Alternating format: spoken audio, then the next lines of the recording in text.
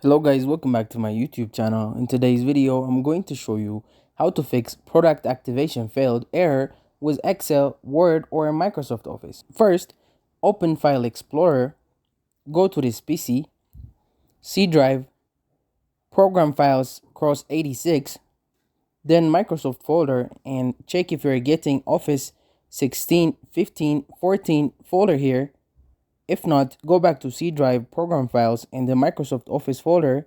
Here, you will find Office 16, 15, or 14 folders. Just open it, and then you will find ospprearm.exe. Right-click on it, and then run as administrator. Click on the yes option you will see on the screen, and you have to run this file for 3 times.